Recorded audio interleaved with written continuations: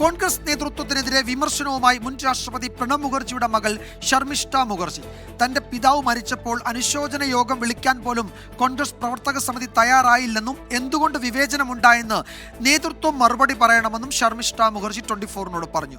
Covid നിയന്ത്രണങ്ങൾ ഉള്ളതിനാലാണ് ഒത്തുകൂടാൻ കഴിയാത്തത് എന്നായിരുന്നു സഹോദരൻ അഭിജിത്ത് മുഖർജിയുടെ പ്രതികരണം. മുൻ രാഷ്ട്രപതി പ്രണബ് മുഖർജി അന്തരിച്ചപ്പോൾ വിലാപയാത്ര നടത്താനോ പ്രവർത്തക സമിതി വിളിച്ച് അനുശോചിക്കാനോ കോൺഗ്രസ് തയ്യാറായില്ല എന്നാണ് ശർമിഷ്ഠയുടെ ആരോപണം. കോൺഗ്രസ് പിതാവിനോട് കാണിച്ച വിവേചനം തന്നെ വേദനിപ്പിച്ചിട്ടുണ്ടെന്ന് Sharmishtha 24-നോട്. Treatment was meted to a former Congress president and also a former prime minister.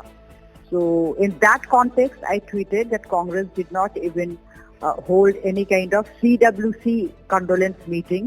They did not pass any formal condolence message. BJP ആരോപണം ശർമിഷ്ഠയും ആവർത്തിച്ചതോടെ കോൺഗ്രസ് പ്രതിരോധത്തിലായിരുന്നു. എന്നാൽ ഈ ആരോപണം പൂർണ്ണമായി തള്ളുകയാണ് സഹോദരൻ അഭിജിത്ത് മുഖർജി. വിലാപയാത്രയ്ക്കും അനുശോചന പരിപാടികൾക്കും കോവിഡ് നിയന്ത്രണങ്ങൾ തടസ്സമായെന്നും ഡൽഹി സർക്കാരിനോട് അനുമതി തേടിയിരുന്നുവെന്നും Abhijith Mukherjee. That time was a COVID time and there was a lot of restrictions. That is why people could not gather. Even Kejriwal was, I'll call him, his administration didn't allow even family members to visit.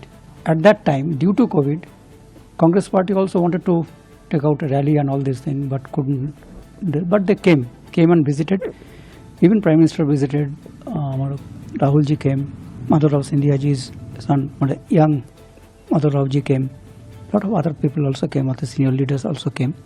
അതിനിടെ മൻമോഹൻ സിംഗിന്റെ ചിതാഭസ്മം നിമജ്ജനം ചെയ്യൽ ചടങ്ങിൽ നേതാക്കൾ പങ്കെടുക്കാതിരുന്നതിൽ വിശദീകരണവുമായി കോൺഗ്രസ് രംഗത്തെത്തി.